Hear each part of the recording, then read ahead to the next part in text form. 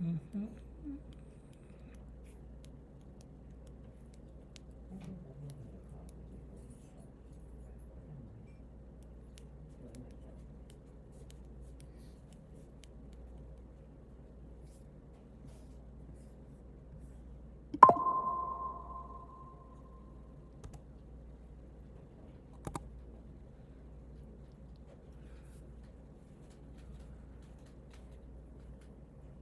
Hey, good morning, everyone. This is Lee Jondro with Abundant Grace Fellowship here in Keene, New Hampshire. I want to welcome the folks that are watching us online and the people who are in the room with us today.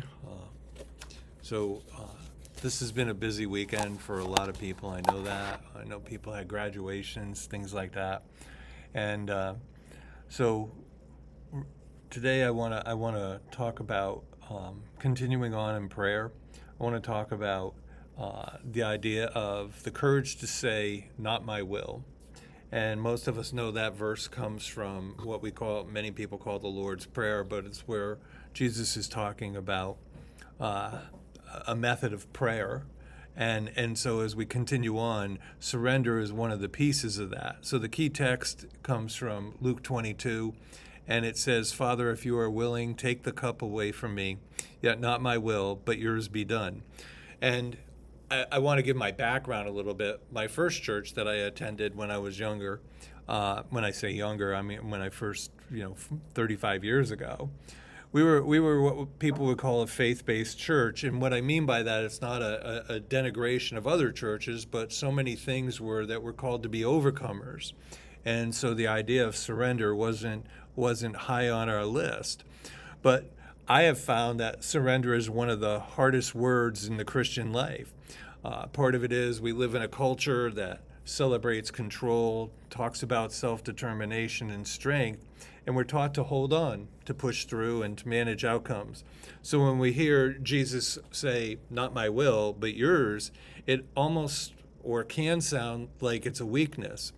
And so part of it is, and I want to talk about it from the faith perspective, in the church that I began in many years ago, we were taught that faith would be able to do anything and everything. And I think there's a reality to that. But at the same time, what do you do when things don't go your way? And so Jesus wasn't acting in a moment of weakness. He was just living in a moment of his human side. And surrender is not a weakness. Surrender is trust. Surrender is actually faith in action. It's something that I never thought about until many years later. But what I found was that if I trust God, then I can trust him to do the things that I do. I do the things that I need to do, and above and beyond that God plugs in. So surrender is the courage to place our lives in the hand of a good God. Eventually, prayer brings us all to this sacred moment, if you will, that most of us have prayed for things to change, whether it be health or it has to do with situations, has to do with relationships. But prayer brings us to this place where asking actually turns into yielding, and faith says, "God, I trust you more than I trust myself." And I think that is one of the key factors is, do I trust God? And so I want to talk about surrender in a number of perspectives this morning. And to continue on, what does our prayer life look like? For me, there's circumstances in my life that have to do with others, and it has to do with whether or not they're going to get healed, or they're going to be well, or they're going to be able to overcome the circumstances, the challenges. My wife and I were talking about friends of ours who are looking for a place to live. And anybody that lives in the Keene area knows that it's sometimes difficult to find places to live and things. So we do pray, and we believe in prayer. At the end of it, we release it to God and trust God for the circumstance. We have dominion here on earth, but that dominion doesn't manage other people. I do not believe that dominion talks about having dominion over other people. And when I talk about that, I want to say that I believe parents have parental authority over children when they're younger, but it's not dominion. We don't look at it in the same realm. So in Romans 12:1, it says, "Offer your bodies as a living sacrifice, holy and pleasing to God. This is your true and proper worship." And because surrender often in the culture seems like a weak thing, I'm going to surrender to the enemy. The enemy's defeating me. I'm going to surrender. But in the spiritual world, what we're saying is quite different. It is not about giving up hope. It is not about silencing your pain. It's not about pretending everything is fine. And it is not about accepting harm or injustice. What surrender is trusting God's heart, releasing control to Him, and placing outcomes in His hand, and choosing obedience even when it's hard. God doesn't, I want to say it this way, excuse me, that God doesn't ask us to surrender because He wants to take from us. He asks us because He wants to give us life. And when people begin to trust God, excuse me, they begin to trust God, what they see is God has promised us life and life abundant. I was out in pollen all day yesterday.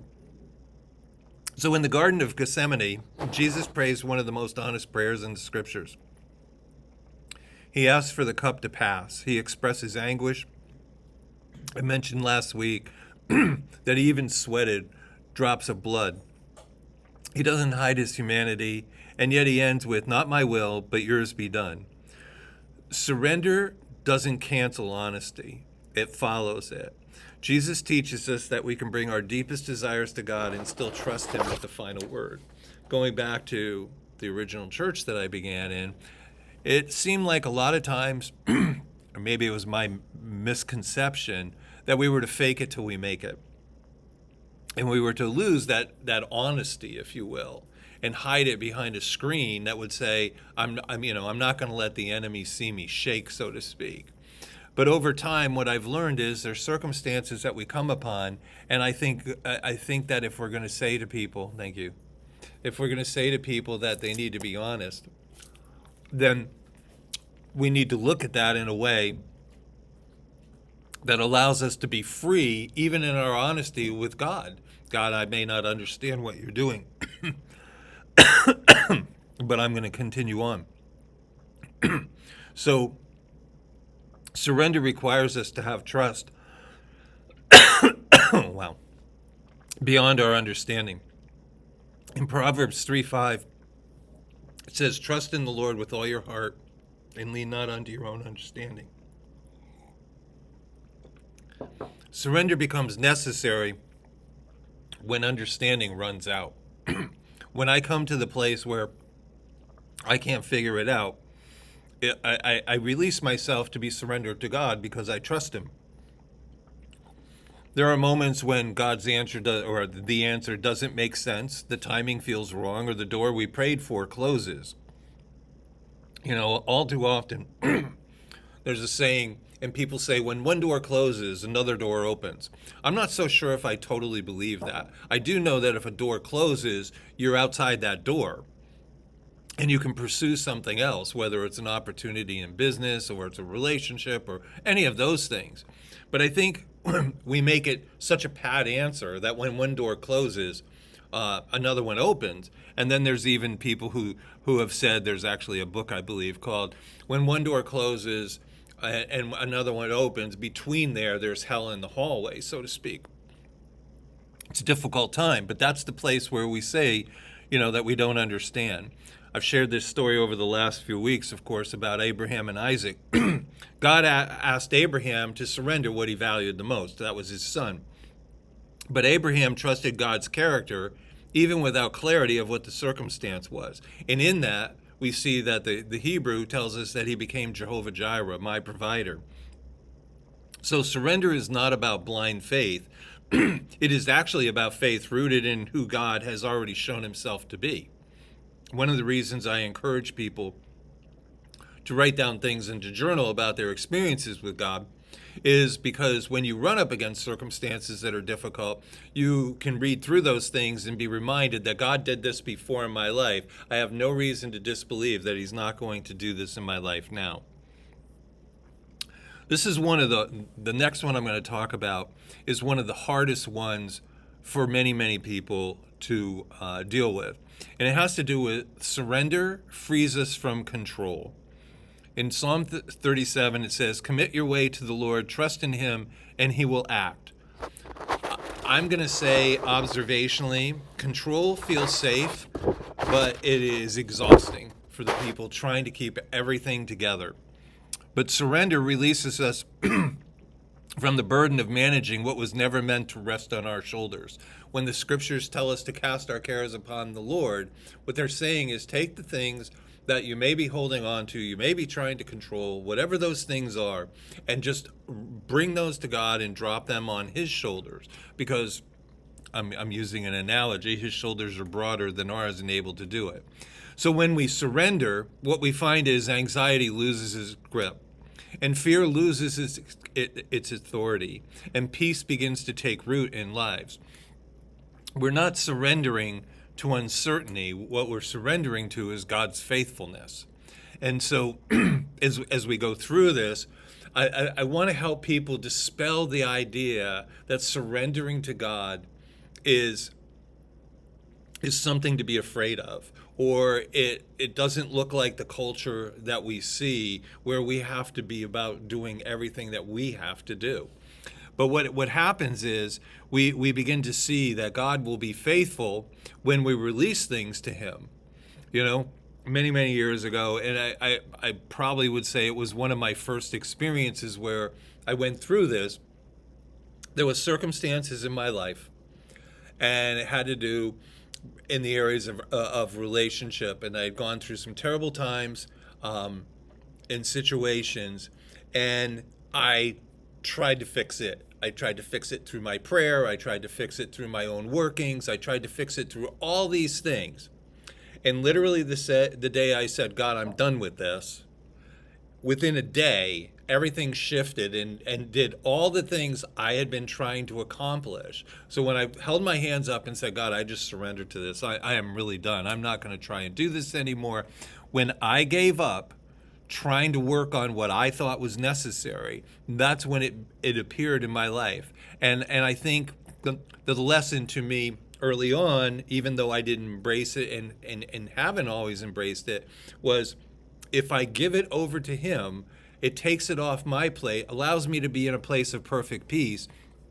And I usually see circumstances change.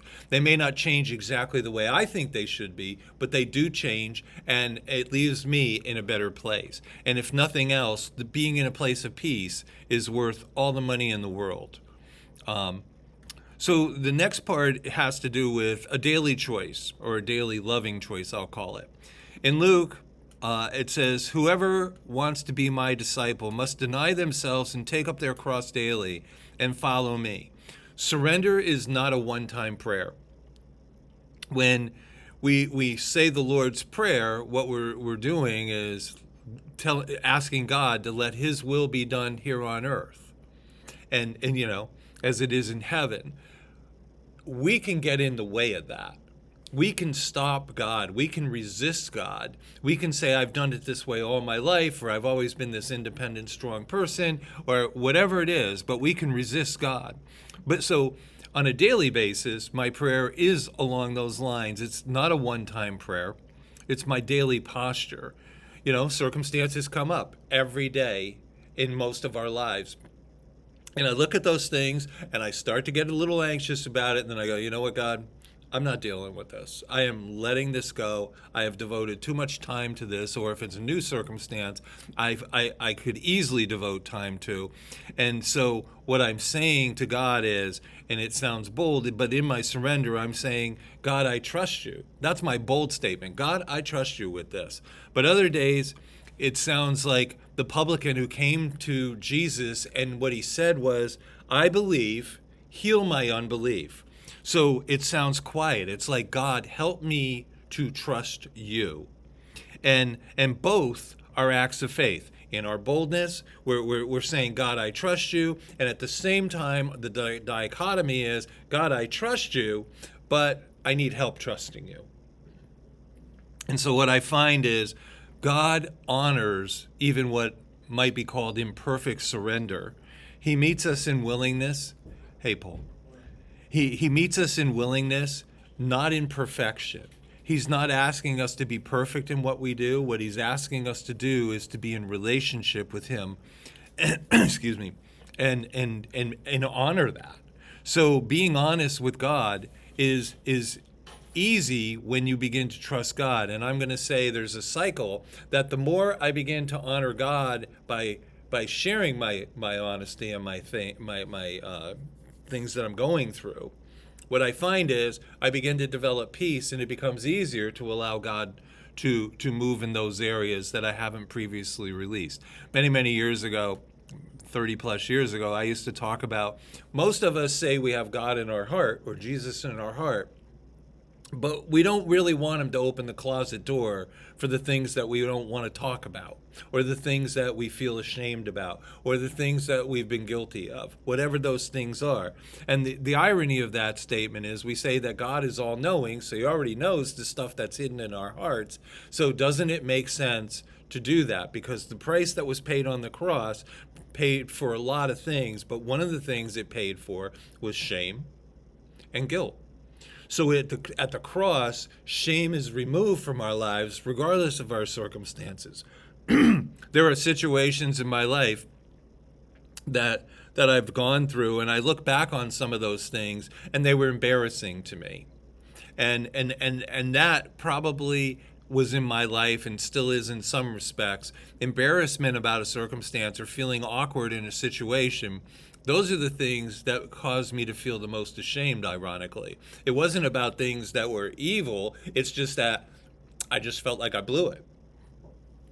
And I was like, I don't even want to talk to God about this. So again, it was that closet in my heart. I mean, obviously he was there. He knew what was going on in my life, but I wasn't ready to talk about it even with God. And over time, what I found is my surrender to God and going to him and say, God, I trust you, but could you help me trust you more in this area? I find that he honors that. It's not absolute surrender in those areas, but what it's saying to God is that, God, I really want to work through this. I'm not looking for the answer to the circumstance, though that would be nice.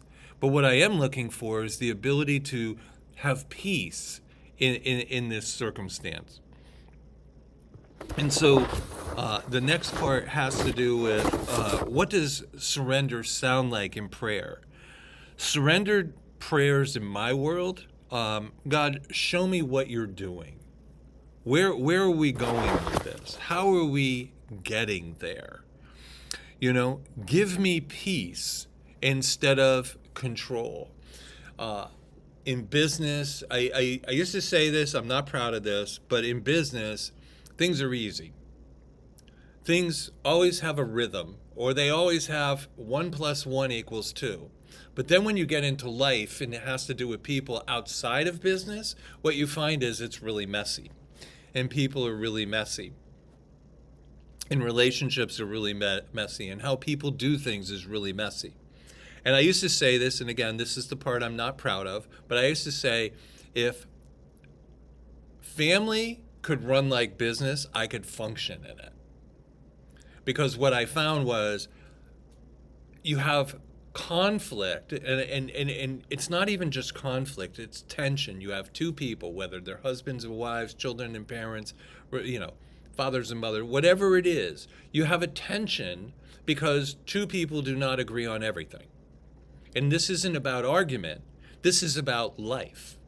This is about some people, work at a different pace, or there's things that they enjoy to do, but those things create a tension. It's almost like when you take water and you fill a glass. I used to do this when I was a kid. I wanted to see how high I could get the water to be above the rim of the glass. And that tension exists in life. There's always going to be a tension. So the idea is, when you're not trusting God, you want to control that tension. You want to have everything line up. Back to the business thing, you want to have 1 + 1 = 2, and you want to have that. But life isn't like that. And so what you find is your peace begins to erode because you're trying to control the circumstance. And as I said earlier in this message, control is exhausting. trying to control situations just is hard, because it's almost like you're on a, you're walking on this tightrope, and you're doing everything you can to not fall off this tightrope. And when you see life in that method or that manner where you try to control things, what you find is you're tiring yourself out.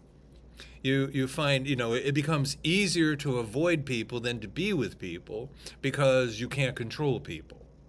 And the idea that we could control people is ridiculous anyhow. And so even in what we call the serenity prayer, where it says, grant me the serenity to accept the things I cannot change, and I say it this way, grant me the things I cannot change, other people, the courage to change the things I can, me, and the wisdom to know the difference. When you add into the God factor, I'm not going to change God. I used to believe, because it was how I was taught, and everybody quotes the scriptures, that because man in the Old Testament, he moved God's heart and everything. I don't know what that really means. I want to be very clear about that. I don't think you can get God to change who he is. If we say God is the God who never changes, then the idea that we can change him by our fasting and our prayer, I don't think that's how it works. I do think that it brings us into alignment with what God is doing, as I've mentioned before, that my times of fasting and my times of prayer, I'm not looking to change God, though that would be really cool, but I don't believe that. But what I'm finding is I'm aligning with what he says and who he is. And I see his character come out as a God who loves, a God who is provisionary, a God who says, don't worry about things because I will take care of these things. So I'm saying to God in my surrender, give me peace instead of control. And anybody who's gone through circumstances of no peace knows that's not much fun. I ask God a lot to strengthen my trust in him. There are situations that go on with people. Every day I get letters from, parts of the world where their lives are on trial all the time. Everything that's going on in their life is a dumpster fire, not because of any circumstance they have, other than that they actually live in a third world country. And they live in circumstances that are just terrible. So those things break my heart.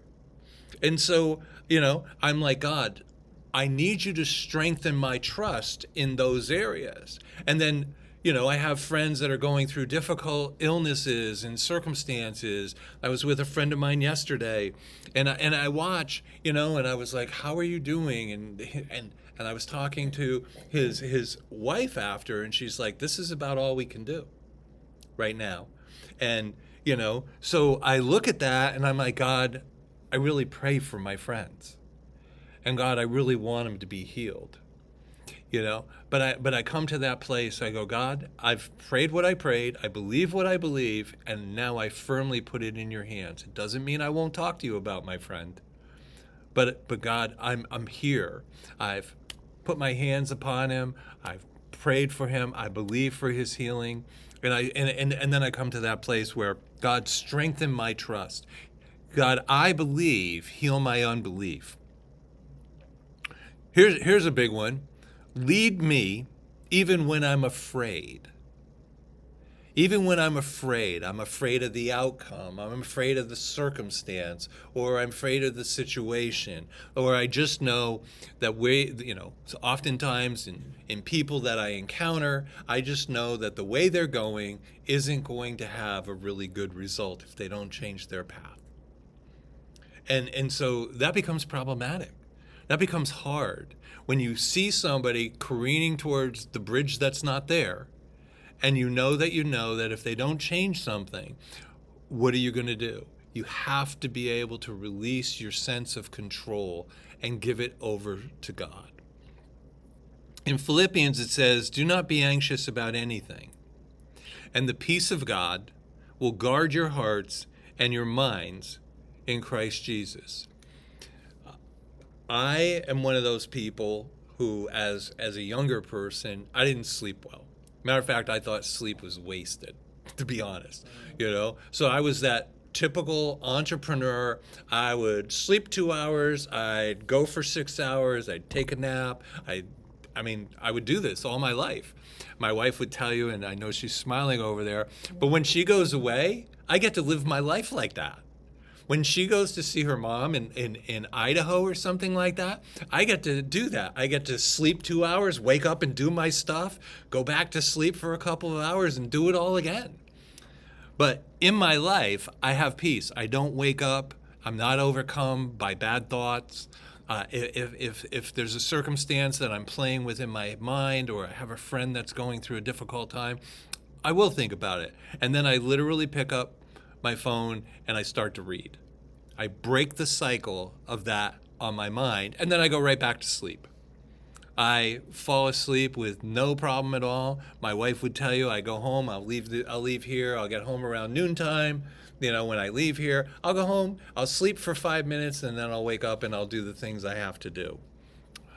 But I only can do that because I'm not afraid of God. My heart is guarded by the peace that He has put in our lives if we recognize it.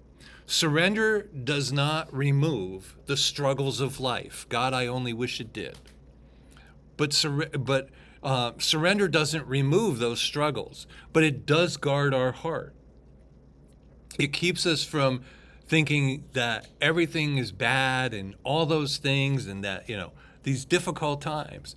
So our surrender is held by a faithful God. It's not the end of the prayer. It's what I'm going to call the deepening of it. Thanks, Vic. So when we say, not my will, we're not losing ourselves. Thanks, bud. We are placing ourselves in the hands of a God who loves us more than we love ourselves. When we begin to see surrender as placing ourselves in the hands of a loving, faithful Father, the world begins to change. The challenge is, many of us have grown up with, a father who is not that loving, kind person to us in some respects. So it gets clouded. So that's where I say, God, I know that you weren't my physical father. I know that you're my spiritual father, and I align with that. And God, create in me that trust that allows me to have my heart guarded by the peace that I find. So when I say not my will, I'm not losing myself, but I'm placing myself into that place with God where I know that He loves me. Many years ago, one of my children, she called me up and she was very, very excited. And this was the scripture that she had. She's like, Dad, God spoke to me today. Be still and know that I am God. I was like, that's really awesome. And there's a part of my mind that's starting to trigger. 2 days later, she called me up and said, they found out I have breast cancer. I said, God talked to you here, and He told you to be still and know that I am God. Stillness is surrender, and knowing is trust. Knowing is trust. And so the end game was she's cancer-free. She's been cancer-free for many, many years. Be still and know that I am God. And so, my prayer with God oftentimes goes like this: Father, I release what I'm trying to hold on to. I surrender my fears and my plans and my timelines. That's a big one for me. Time is one that I really have to work hard to overcome. So I surrender my fear and my plans and my timelines. And I'm like, God, teach us to trust your heart. Give us the courage to be able to say, not my will, but your will be done. And to be anchored into that place of peace. For many of us, peace feels like a moving target. I'm going to help you with that. It is because it is. You do not have to chase God to get peace. You can check out of the world and go live on a Walden's Pond and have peace, but that doesn't change the thought process. Peace is static. Where circumstances arise in our life and situations crop up and they create difficulties, it is up to us to recognize that God is peace in each and every circumstance if we follow that. Peace, it tells us in the book of James, is our referee. I use that analogy a little bit in this respect. When I'm not feeling peace, it's because I've left the playing field of God. It doesn't mean he's left me behind or any of that. It just means I've made a conscious choice to not enjoy that peace. This is where I say, God, I surrender. Your will be done, not mine. And God, restore my peace, because it is a peace that passes all understanding. If it was as simple as going and sitting on the edge of a beach or edge of an ocean or the edge of a pond or what it was, we would all do that. But we don't do that because even in those circumstances, challenges come into our thinking and our minds. So it comes down to the beginning. Our surrender is an act of faith. It's a trust. It's an ability to believe that God is good and that he has your and my best interests at heart. And so we're going to close on that. Next week, we're going to continue on this, because as I've said previously, I've never taught a series on prayer. And the reason is because I've always held it to be personal. But it was only over the last year or so, as I began to look at the prayers throughout the scriptures from the beginning to the end, what I found was a constant thread. I found a thread, and I began to look at that thread, because when I see a thread or a pattern, I can't resist it. I see patterns in lots of things. So when I see patterns, I'm like, okay, why are we going this way? And so this is where we're at today. We're going to close on surrender. I forgot to mention early on that we take communion. If you're watching us for the first time, we take communion together as a group, and we invite people that are at home to take communion with us. So because I forgot to mention it, I'm just going to take a few seconds. I want to tell you my personal reason for taking communion while people that are watching this have the opportunity to gather up their bread, cracker, wine, juice, whatever it is. My personal reason is it anchors me. It puts me in a place each and every time I take communion. It's not just on Sundays. Each time I take communion, it reminds me of who God is, of what he's done, and of what he's going to continue to do. It reminds me that I'm celebrating the life and the abundant life and that life of grace that he's bestowed upon each one of us. So, on the night that he was betrayed, Jesus took the bread and he handed it out to his disciples. And he said, "This is my body. And as often as you would do this, you do this in remembrance of me." His body signified the beginning of a life of healing and things. The stripes that were borne upon his back and were reflected. We see that it tells us in the book of Isaiah, and then it tells us later on in the New Testament, by the stripes of Jesus we were healed. So his body was given that we might see fullness of life. So we take this together in the name of Jesus. And in like fashion, he took the cup and he passed it around. And he said, "This is my blood. It's significant of a new covenant." The things I talk about most frequently are because I firmly believe we live in a new covenant of grace, of healing, of fulfillment, and things. And I think it's important that we see that. So we take this together and celebrate the life that was given to us through the shed blood. So for folks that are watching from home, um, if you're in our particular fellowship, I just want you to know you were missed today. You know, we know that a lot of you have, I know there was graduations this weekend, and I know there was situations with family and all those kind of things. And I just want you to know that we do miss you when you're not here. We even know one person whose animal got tied up with a skunk.